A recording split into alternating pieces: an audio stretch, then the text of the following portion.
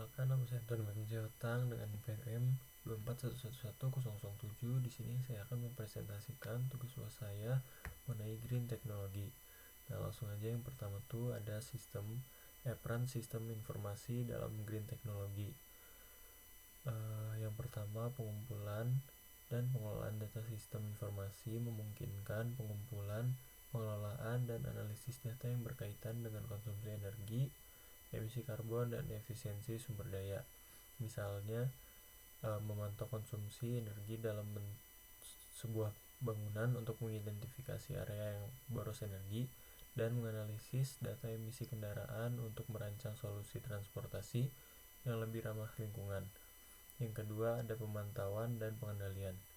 Ada dua sistem informasi yang digunakan untuk memantau dan mengendalikan proses yang mendukung teknologi hijau.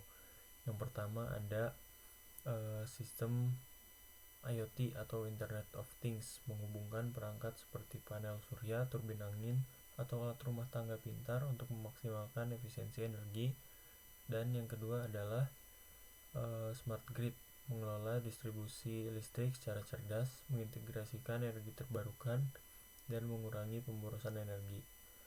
Yang ketiga, simulasi dan prediksi. Sistem informasi mendukung simulasi dan model prediktif untuk mengembangkan solusi hijau yang lebih efektif. Yang pertama, simulasi lingkungan, memprediksi dampak proyek pembangunan terhadap ekosistem lokal. Dan yang kedua, prediksi cuaca, membantu mengoptimalkan energi terbarukan seperti tenaga surya dan angin. Yang keempat, mendukung keputusan strategi dengan bantuan bisnis intelligence dan big data analytics. Sistem informasi memberikan wawasan berbasis data untuk pengambilan keputusan strategis. Yang pertama, untuk menentukan lokasi terbaik untuk instalasi panel surya atau ladang angin. Yang kedua, merancang kebijakan lingkungan berbasis bukti. Yang kelima, ada otomasi proses. Sistem informasi memungkinkan otomasi proses untuk meningkatkan efisiensi sumber daya, seperti sistem irigasi pintar yang menghemat air dengan mendeteksi kelembapan tanah.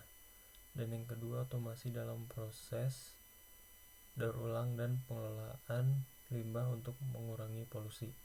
Dan yang terakhir, peningkatan kesadaran dan edukasi. Sistem informasi juga digunakan untuk meningkatkan kesadaran masyarakat tentang pentingnya teknologi hijau melalui platform digital, aplikasi pendidikan tentang keberlanjutan, dan kampanye kesadaran lingkungan melalui media sosial atau aplikasi.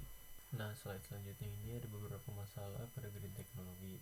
Di antaranya adalah masalah biaya awal yang tinggi. Teknologi hijau seperti panel surya, turbin angin, atau kendaraan listrik membutuhkan investasi awal yang signifikan. Hal ini menjadi penghalang utama bagi banyak individu, perusahaan, dan negara dengan keterbatasan anggaran. Solusinya adalah insentif pemerintah, memberikan subsidi, insentif pajak, atau pinjaman lunak untuk mendorong adopsi teknologi hijau. Yang kedua, masalah kurangnya infrastruktur. Infrastruktur pendukung untuk teknologi hijau seperti stasiun, pengisian daya kendaraan listrik, jaringan listrik pintar atau smart grid, atau fasilitas daur ulang belum memadai di banyak negara. Solusinya adalah investasi infrastruktur. Pemerintah dan sektor swasta harus berinvestasi dalam pembangunan infrastruktur hijau. Selanjutnya ada beberapa contoh perkembangan pada green technology. Yang pertama, kendaraan listrik atau EV. Indonesia mulai mendorong penggunaan kendaraan listrik sebagai alternatif kendaraan berbahan bakar fosil. Pemerintah menyediakan insentif bagi pembeli kendaraan listrik dan mempercepat pembangunan stasiun pengisian daya. Dan yang kedua, ada pabrik biogas. Indonesia memanfaatkan limbah organik seperti pome dan limbah peternakan untuk menghasilkan energi terbarukan melalui pabrik biogas. Contohnya adalah pabrik biogas di perkebunan kelapa sawit yang mengolah limbah menjadi listrik, mendukung energi berkelanjutan dan mengurangi emisi gas rumah kaca. Jadi kesimpulan dari green technology ini adalah green technology adalah solusi inovatif untuk mengatasi tantangan lingkungan sustainable dengan memanfaatkan teknologi ramah lingkungan yang berfokus pada keberlanjutan dengan penerapan di berbagai sektor seperti energi terbarukan, transportasi, pengelolaan limbah, dan pertanian.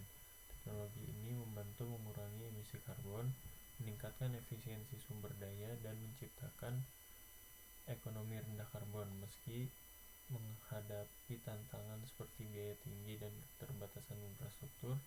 Green teknologi memiliki potensi besar untuk menciptakan masa depan yang lebih hijau dan berkelanjutan. Dukungan dari pemerintah, sektor swasta, dan masyarakat sangat penting untuk mempercepat transisi ini.